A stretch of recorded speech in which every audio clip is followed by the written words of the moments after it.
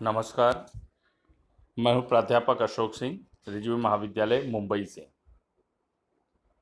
आज हम सब इस वीडियो में मौखिक परीक्षा के बारे में पढ़ेंगे।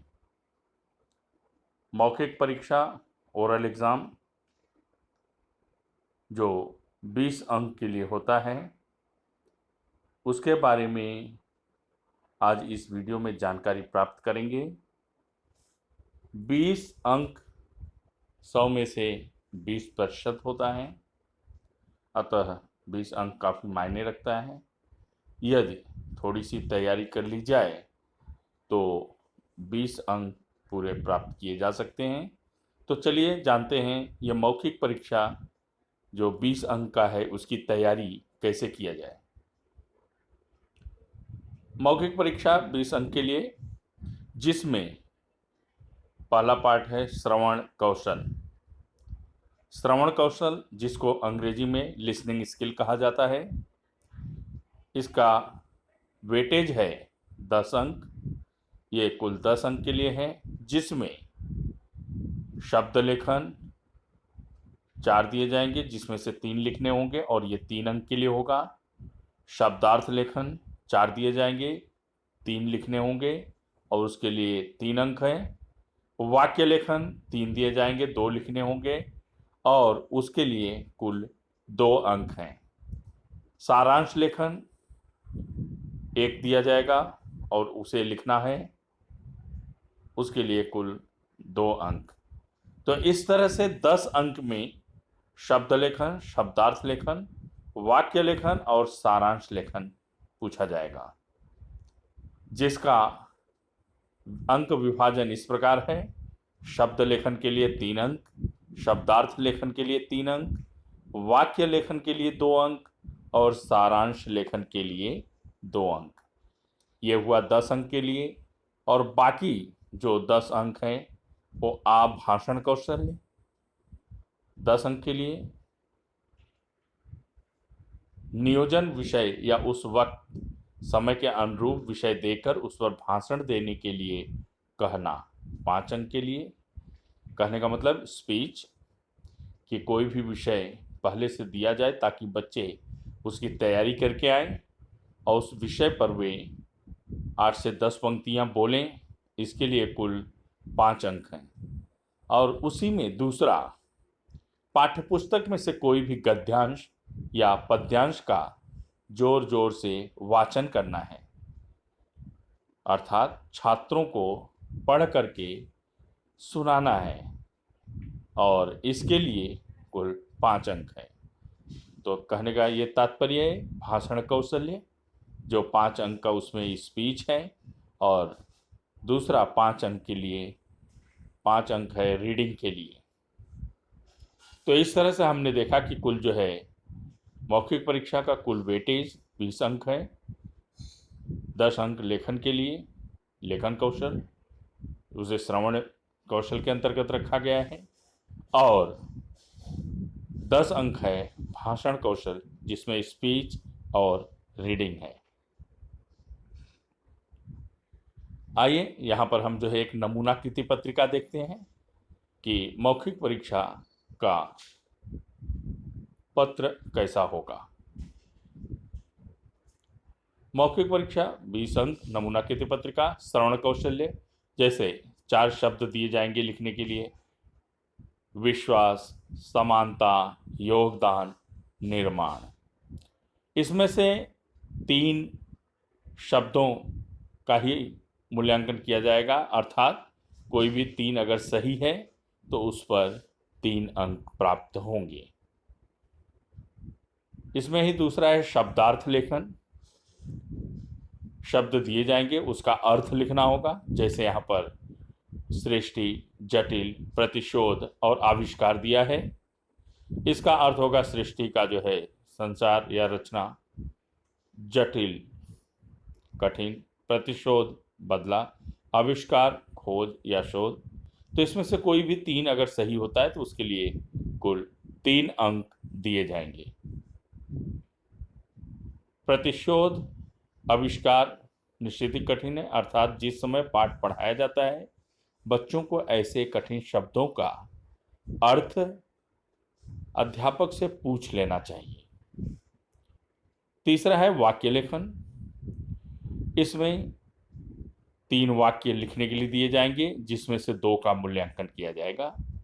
शब्दों की दुनिया में रहता हूं, तुम्हारा पत्र पाकर खुशी हुई, अब कौन मुझे इन झाड़ियों से बचाएगा। अब देखिए, यहाँ पर आपको स्पेलिंग पर ध्यान देना है, शब्दों पर ध्यान देना है, उनकी मात्राओं पर ध्यान देना है, और अंत में पूर्ण विराम या प्रश्नवाचक चिन्ह का प्रयोग करना है। और जहाँ पर भी अल्प विराम का प्रयोग हो, आवश्यक हो, वहाँ पर अल्प विराम भी लगाना चाहिए। ये होगा वाक्य लेखन 2 अंक के लिए। इसके बाद सारांश लेखन 2 अंक के लिए। जैसे यहाँ पर जो है काव्य की पंक्ति दे दी गई कि संघर्ष से हटकर जिए तो क्या जिए, हम या कि तुम, जो नत हुआ वह मित हुआ, जो विंत से झरकर कुसुम, जो पंथ भूल रुका नहीं, जो हार देख चुका नहीं, जिसने मरण को भी लिया हो, जीत है जीवन वही। ये इसका भावार्थ या सारांश लिखना है, अर्थ को। तो यहाँ पर जो है ये काव्य पंक्ति है। इसी तरह से गद्य की भी पंक्ति दी जा सकती है। कोई एक पैराग्राफ दिया जा सकता है, उस पैराग्राफ अर्थात अनुच्छेद के आधार पर उसे समराइज करना है, उसका सारांश लिखना है। यह है 2 अंक के लिए। तो यहाँ पर जो है हमने देखा कि जो श्रवण कौशल का जो है नमूना कृति है वो पूर्ण हुआ।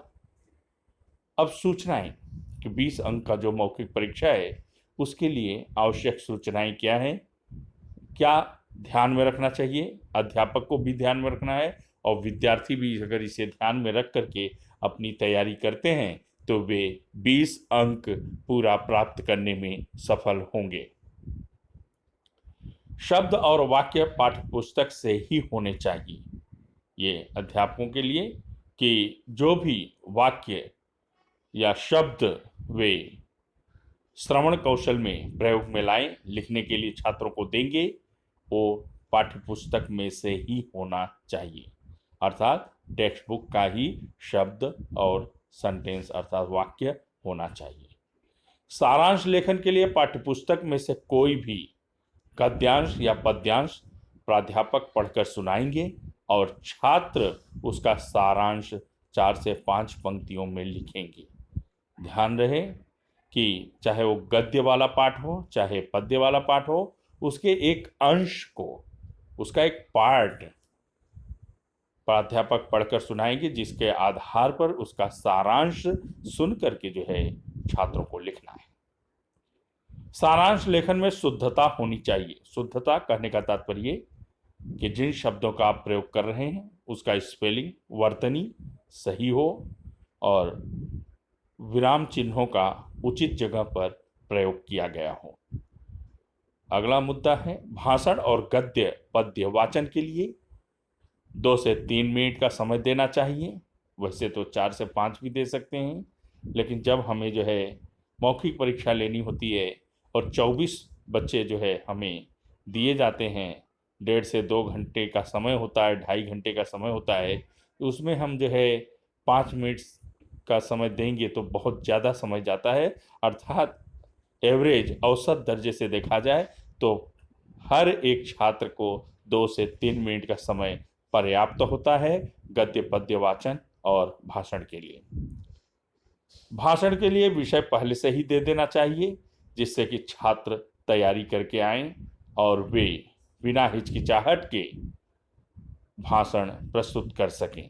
इससे समय भी बचता है और बच्चे जो है अच्छी तरह से अपना योगदान देते हैं, अपनी भूमिका अदा करते हैं और मौखिक परीक्षा का कार्य का संचालन बहुत ही अच्छे तरीके से हो पाता है।